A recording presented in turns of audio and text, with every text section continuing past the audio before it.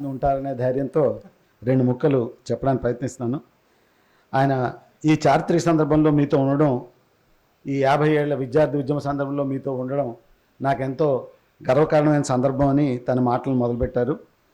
అయితే ప్రజల్లో ఐకమత్యాన్ని దెబ్బతీయడానికి ఈ సందర్భంలో ఆయన 1924లో బ్రిటిష్ పరిపాలన ఉన్న దేశానికి ఈరోజు 100 ఏళ్ల తర్వాత ఉన్న స్థితిని స్థూలంగా పోలుస్తూ మాట్లాడడం మొదలుపెట్టారు. ప్రజల మధ్య ఐకమత్యాన్ని మత విద్వేషాలతో రెచ్చగొట్టడం అనేది 1924 బ్రిటిష్ కాలంలోనే ఉంది. అదే ఈరోజు కూడా కుల మత విద్వేషాలు రెచ్చగొట్టే పని నడుస్తోందన్నారు. అయితే అది దాటి రైతులు, కార్మికులు, యువకులు ఒకటి అయి పోరాడాలనే పిలుపు ఆ రోజు వచ్చింది. ఈరోజు అది ఇంకా అత్యంత అవసరంగా ఉందని అన్నారు. మహిళల భాగస్వామ్యం చాలా అవసరం ఉందన్నారు. అధికారం మార్చాలనుకుంటున్నాం, కానీ అది ఉన్న అధికారం ప్రజలకు సంబంధించిన స్వాతంత్రం కాదని, భగత్ సింగ్ ప్రజలపై పీడన పోవాలని కోరుకున్నాడనే అంశాన్ని గుర్తు చేశారు. 1920లో ఎటువంటి ఆర్థిక అసమానత ఉందో అదే, అంటే కొన్ని ఆర్థిక నివేదికలు ఇచ్చిన అసమానతలు 1920లో ఎలాగ ఉన్నాయో ఈ రోజుకి అటువంటి ఆర్థిక అసమానతలే మన మధ్య మరింత తీవ్రంగా ఉన్నాయన్నారు. అంబేద్కర్ అన్న ఎడ్యుకేట్, యాజిటేట్, ఆర్గనైజ్ అనే అంబేద్కర్ మాటల్ని, పెరియార్ తనకి విద్యను నిరాకరించిన ఈ విద్యా వ్యవస్థని, ఆ సందర్భాన్ని, 1924 నారాయణ గురు గుళ్ళలో ప్రవేశం కోసం, ఆత్మాభిమానం కోసం పోరిన పోరాటాన్ని, ఇవన్నీ కూడా ఆయన ఆ కాలానికి సంబంధించిన విషయాలుగా గుర్తు చేశారు.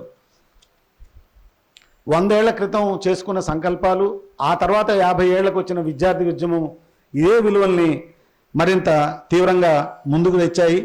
అలాగే జైలు ఎందుకు ప్రమాదకరంగా అనిపిస్తుంది, వాళ్ళంతా గ్రామీణ నేపథ్యం నుంచి వచ్చారు, వాళ్ళకి దోపిడీ అర్థమైంది, దోపిడీ కారణాలను అర్థం చేసుకున్నారని జేఎన్యూ విద్యార్థుల గురించి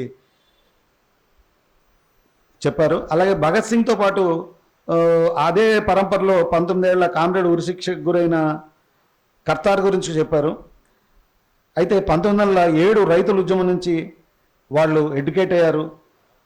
ఆ 19 ఏళ్ల యువకుడు కరువులకు కారణం తన తల్లిదండ్రులు చనిపోవడం కారణం ఆనాటి ఆ పిల్లోడికి అర్థమైంది అని అంటూ, అది ఈ కరువులు అనేది పాలకుల సృష్టిగానే ఆ పిల్లోడు అర్థం చేసుకున్నాడని చెప్పారు. నేతాజీ కన్నా కర్తార్జీ 1 సంవత్సరం సీనియర్ అంటూ, ఆయన ఆనాడే పిల్లవాడిగా ఉండగానే తన తల్లిదండ్రుల చావులకి, కరువులకి పాలకులు ఎలా కారణం అనే విషయాన్ని అర్థం చేసుకునే విషయం చెప్పారు. ఆ కరువుల వల్ల 8,000 మంది అమెరికాకు వలసకు వెళ్ళారని, వాళ్ళందరూ కూడా కుల, మత, ప్రాంత అస్తిత్వాలకి అవి దాటి అధిగమించే గదర్ పార్టీని ఏర్పరిచారని ఆ చరిత్ర గురించి ప్రస్తావించారు. మొత్తానికి ఈరోజు ఆస్తికులైనా నాస్తికులైనా మన అందరిది లక్ష్యము ప్రజల సంక్షేమం కావాలని ఒక ప్రకటన మనం చేయాలని, ఆ కామ్రేడ్స్ అందరూ స్వప్నించిన విలువలను ఈరోజు మనం సాధించాలని అన్నారు. ఫాసిజం ఈరోజు చాలా ఉధృతంగా ఉంది. తెలివిలేనితనం, థియరీ ఆఫ్ స్టూపిడిటీ అనేది చాలా తీవ్రంగా ఉంది.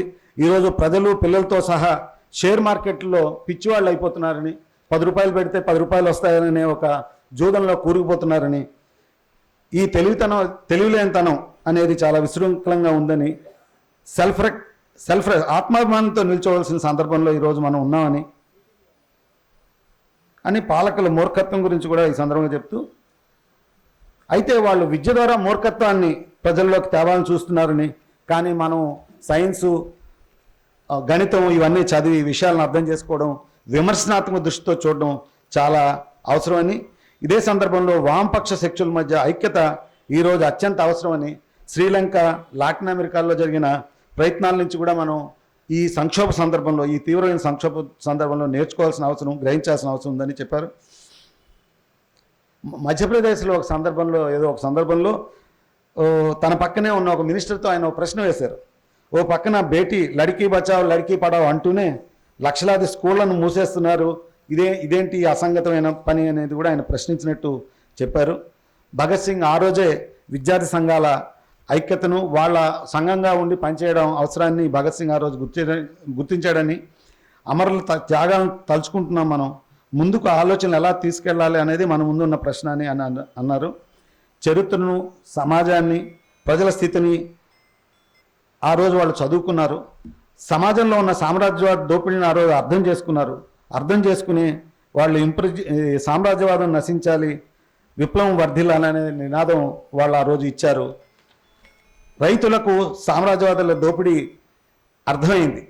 అందుకే వాళ్ళు వెంటనే ఈ విషయాలను అవగతం చేసుకున్నారన్నారు.